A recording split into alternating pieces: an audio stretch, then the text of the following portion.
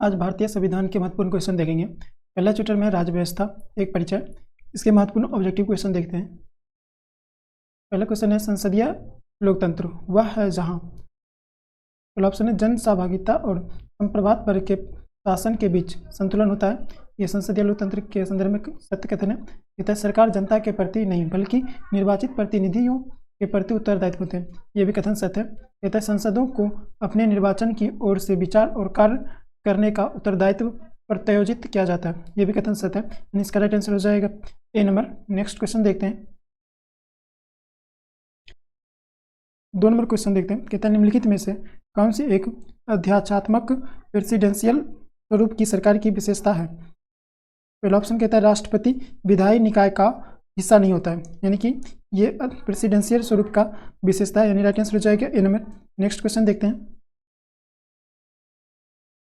3 number कहता है निम्नलिखित में कौन सी एक भारतीय परिसंघवाद की विशेषता नहीं है। कौन से संघवाद की विशेषता नहीं है वो देखते हैं। कहता है प्रत्येक राज्य सरकार की स्वयं की शक्तियाँ होती है। ये कथन सत्य है। कहता है न्यायालयों को संविधान और सरकार की विभिन्न स्तरों की शक्तियों का निर्वाचन करने की शक्ति होती है। ये भी कथन सत्य है। कहता है राज्य केंद्र सरकार के अधीनस्थ होते हैं। ये कथन गलत है। राज्य होती है वो केंद्र सरकार के अधीनस्थ नहीं होती है। इसका राइट आंसर हो जाएगा सी नंबर। नेक्स्ट क्वेश्चन देखते हैं। 4 नंबर क्वेश्चन देखते हैं। कहता है अध्यक्षात्मक सरकार प्रणाली के बारे में निम्नलिखित में से कौन सा कथन सही है। कहता है शासन अध्यक्ष राज्य अध्यक्ष भी होता है, यानी कि कथन सही है। कहता है कार्यपालिका विधायी कार्यों को वीटो कर सकती है। यह भी कथन सत्य है, यानी इसका राइट आंसर हो जाएगा सी नंबर। नेक्स्ट क्वेश्चन देखते हैं। 5 नंबर कहता है संकीर्ण राजनीतिक संस्कृति सामान्यतः कहाँ देखी जाती है। तो ये विकासशील समाज में देखी जाती है। नेक्स्ट क्वेश्चन देखते हैं। 6 नंबर कहता है संवैधानिक शासन के बारे में निम्नलिखित कथनों पर विचार कीजिए। कहता है यह सीमित शासन का एक रूप होता है। यह कथन सत्य है। कहता है ऐसा शासन जहां संविधान लोक प्राधिकार का आधार होता है। यह भी कथन सत्य है। कहता है ऐसा शासन जहां सम्राट राज्य का औपचारिक अध्यक्ष होता है। यह कथन गलत है। यह संवैधानिक शासन नहीं हो सकता है। कहता है ऐसा शासन जहां सदैव सार्वभौम वयस्क मताधिकार होता है। यह भी कथन गलत है, क्योंकि ये लोकतांत्रिक की विशेषताएं हैं, संवैधानिक शासन की विशेषताएं नहीं है, यानी इसका राइट आंसर हो जाएगा ए नंबर। नेक्स्ट क्वेश्चन देखते हैं। 7 नंबर कहता है शासन व्यवस्था के अंगों में शामिल है। तो शासन व्यवस्था के अंग में क्या क्या शामिल है। कार्यपालिका, विधायिका और न्यायपालिका, ये तीनों शामिल होंगे। नेक्स्ट क्वेश्चन देखते हैं।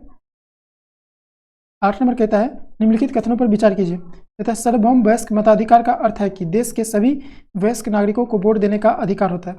यह कथन सत्य है। कहता है लोगों का निर्णय ही लोकतांत्रिक सरकार का गठन करता है और उसके कामकाज के बारे में फैसला देता है। यह भी कथन सत्य है। कहता है कौन सा कथन सत्य है। तो इसका राइट आंसर हो जाएगा सी नंबर।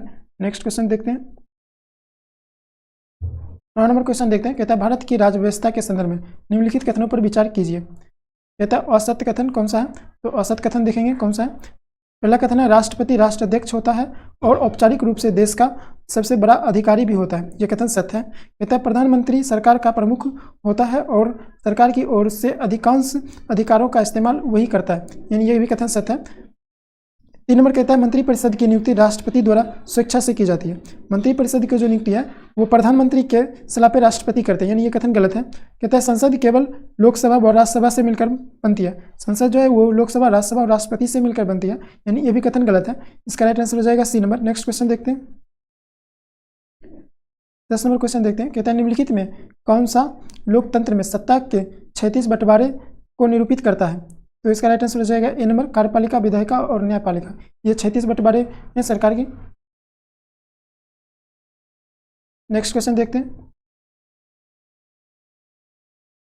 11 नंबर क्वेश्चन कहता है निम्नलिखित में से कौन सा संघीय व्यवस्था की महत्वपूर्ण विशेषता है। तो संघीय व्यवस्था की महत्वपूर्ण विशेषताएं क्या है। कहता है 2 या अधिक स्तरों वाली सरकार, ये संघीय व्यवस्था की विशेषता है, यानी ये सही है। कहता है कानून बनाने, कर वसूलने और प्रशासन का अलग अलग अधिकार क्षेत्र होते हैं, ये संघीय व्यवस्था के विशेषताएं, ये भी सही है। कहता है संविधान द्वारा सरकार के हर स्तर के अस्तित्व और प्राधिकार की गारंटी और सुरक्षा, ये भी कथन सत्य है। कहता है राज्य की सरकार केंद्रीय सरकार के प्रति जवाबदेह, यानी ये कथन गलत है। तो इसका राइट आंसर हो जाएगा सी नंबर।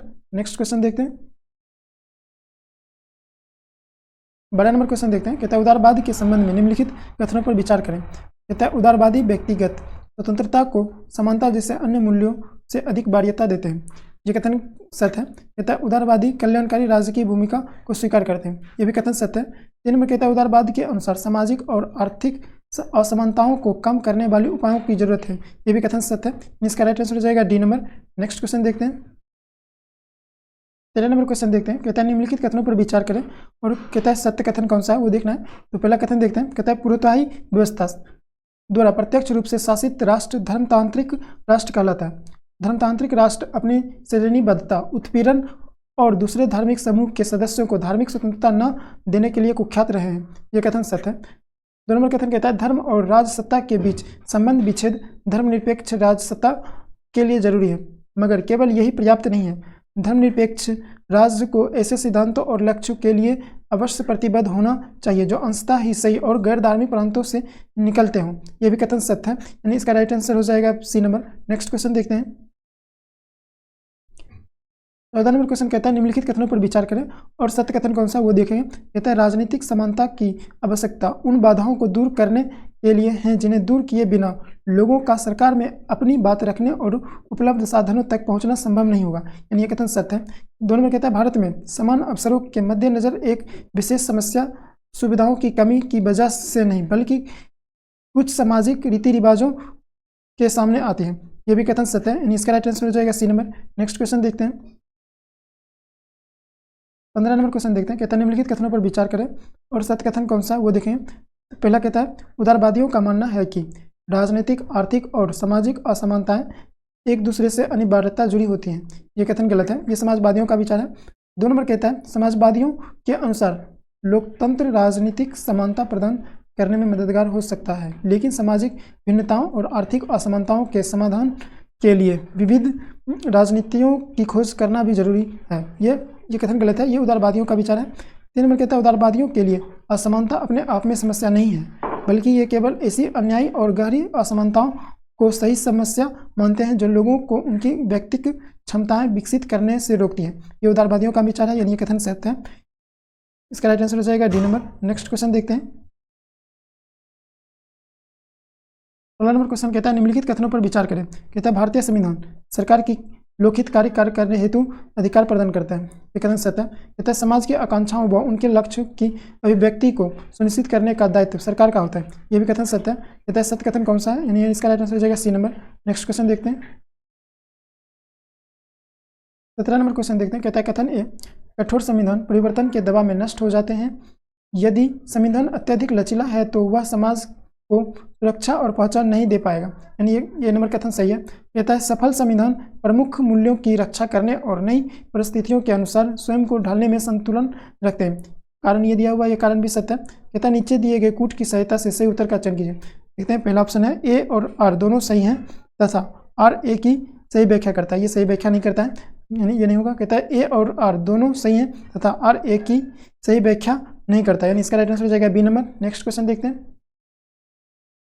18 नंबर कहता है अध्यक्षात्मक शासन प्रणाली के संदर्भ में निम्नलिखित कथनों पर विचार कीजिए। कहता है इसमें राष्ट्रपति राष्ट्र का प्रमुख होता है, ये कथन सत्य है। कहता है इसमें राष्ट्रपति सरकार का भी प्रमुख होता है, ये भी कथन सत्य है। कहता है इसमें राष्ट्रपति चुनाव आमतौर पर अप्रत्यक्ष मतदान के द्वारा होता है, ये भी सही है। कहता है इसमें राष्ट्रपति विधायिका के प्रति जवाबदेह नहीं होता है, ये भी कथन सत्य है, यानी इसका राइट आंसर हो जाएगा डी नंबर।